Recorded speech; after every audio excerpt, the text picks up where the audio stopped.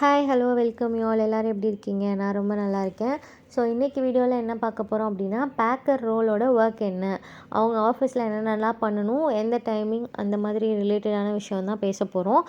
அதுக்கு முன்னாடி பேக்கர் நிறையா ஆஃபீஸ் பொறுத்து மாறும். இப்போ ஃபார் எக்ஸாம்பிள் சில எஸ்ஓவில் பிஓஸ் இருக்கும், அதுக்கு ஒர்க் நேச்சர் மாறும். சில எஸ்ஓ கீழே பிஓ இருக்காது, அதுக்கு வேறு மாதிரி ஒர்க் நேச்சர் இருக்கும்.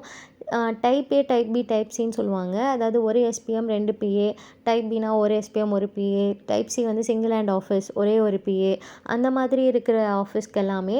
இப்போது டைப் ஏ ஹெவி ஆஃபீஸாக இருக்கும். ஸோ மார்னிங் ஒரு பேக்கர் வருவாங்க, ஆஃப்டர்நூன் ஒரு பேக்கர் வருவாங்க, 2 பேக்கர் இருப்பாங்க அந்த ரோலுக்கு. டைப் பி ஆஃபீஸில் மெயில் கேரியர் இருக்கலாம், பேக்கரும் இருக்கலாம். இதே டைப் சின்னு பார்த்தோன்னா மெயில் கேரியரும் பேக்கர் தான் பண்ணணும், பேக்கர் ஒர்க்கையும் பேக்கர் தான் பண்ணணும். ஸோ இந்த மாதிரி ஒர்க்லோடை பொறுத்து பிரித்து வச்சுருப்பாங்க.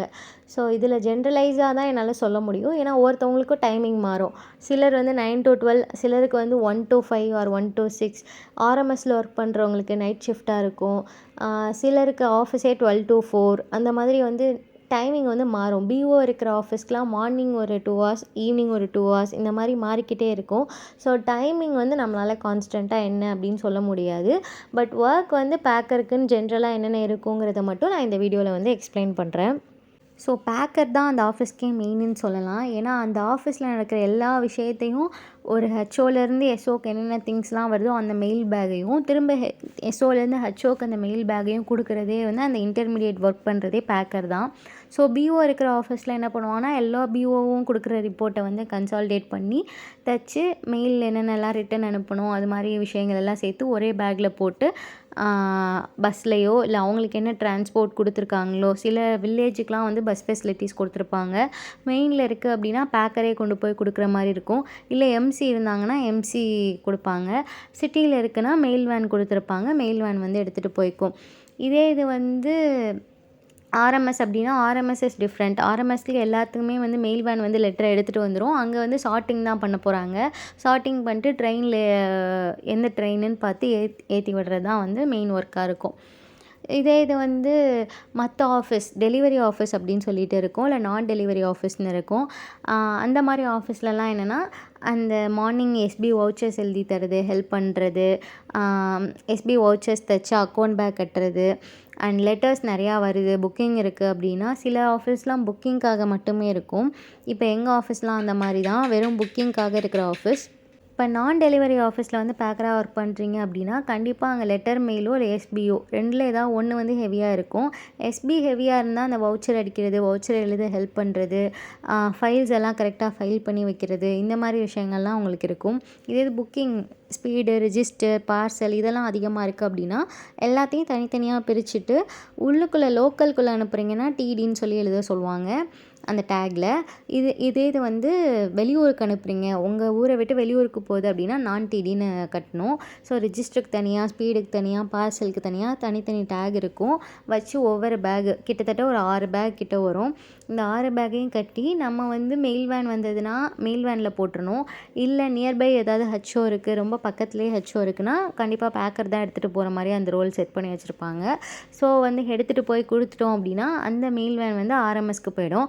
அங்கே ஆர்எம்எஸில் ஒரு பேக்கர் இருப்பாங்க. அவங்க அதை என்ன பண்ணுவாங்க அப்படின்னா தனித்தனியாக டிடியை மட்டும் தனியாக எடுத்து வச்சுட்டு நான் டிடியை ஃபுல்லாக எந்தெந்த ஊரோ பார்த்து ஊராக இப்போது ஒவ்வொரு டிஸ்ட்ரிக்ட்டுக்கும் பிரித்து எந்தெந்த ட்ரெயினில் அதுக்கு போடணுமோ அந்த பேகை கட்டி வச்சுருவாங்க. அதை எடுத்துகிட்டு போகிறதுக்கு ஒரு ஒர்க்கர், ஜிடிஎஸ் பேக்கர் யாராவது வருவாங்க, இல்லை எம்சி வருவாங்க.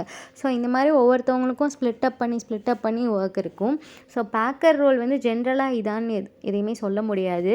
சிலருக்கு பேக்கர் ரோலுங்கிறது இந்த மெயில் கேரி பண்ணிட்டு போகிறது மட்டும் இருக்கலாம். சிலருக்கு பேக்கர் ரோலுங்கிறது அங்கே ஆஃபீஸில் ஹெல்ப் பண்ணுறதா இருக்கலாம்.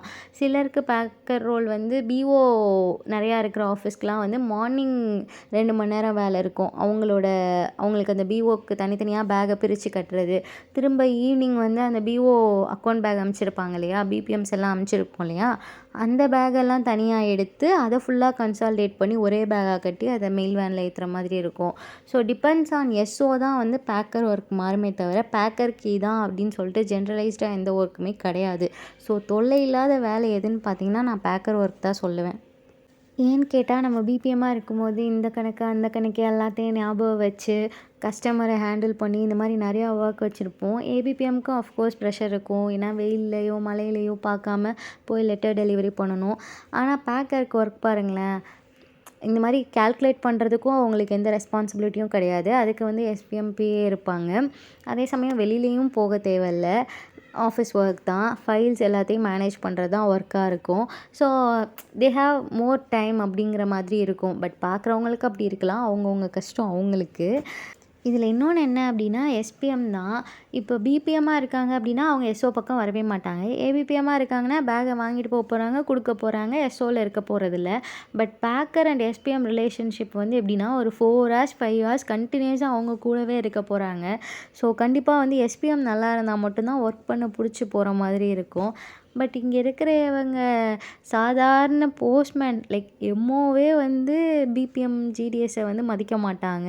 இதில் எஸ்பிஎம்லாம் சொல்லவா வேணும். அண்ட் இன்னொரு மெயின் திங், பேக்கரை வந்து டீ வாங்கிட்டு வா, அது வாங்கிட்டு வா, எனக்கு அப்படி வாங்கிட்டு வா, இப்படி வாங்கிட்டு வான்லாம் சொன்னால் வாங்காதீங்க. அது வந்து உங்களோட ஒர்க் ரோலே கிடையாது. ஆஃபீஸ் ரிலேட்டடாக என்ன சொன்னாலும் அது உங்களோட ஒர்க்கு. அதை தவிர்த்து என்ன சொன்னாலும் நீங்கள் டேரெக்டாக ஆர்ஓ லெவலுக்கே கம்ப்ளைண்ட் எழுதலாம். இந்த மாதிரி பர்சனல் விஷயத்துக்கு யூஸ் பண்ணுறாங்க அப்படின்னு சொல்லிட்டு. அந்த மாதிரி பர்சனல் ஒர்க்லாம் செஞ்சு பழகாதீங்க. அதை என்கரேஜும் பண்ணாதீங்க. ஸோ கண்டிப்பாக நோட்டிஃபிகேஷன் வீடியோ வந்து போடுறேன். நிறையா ஃபேக் வீடியோஸ் நானும் பார்த்தேன். அதெல்லாம் நம்பாதீங்க. இன்னும் வந்து அஃபிஷியலாக எந்த இன்ஃபர்மேஷனும் வரல.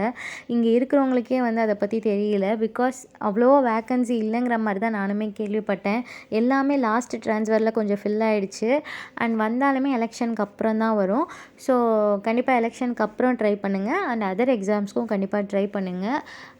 நெக்ஸ்ட் ஒரு வீடியோவில் பார்க்கலாம். Until then tata bye bye, see you all, love you all, take care.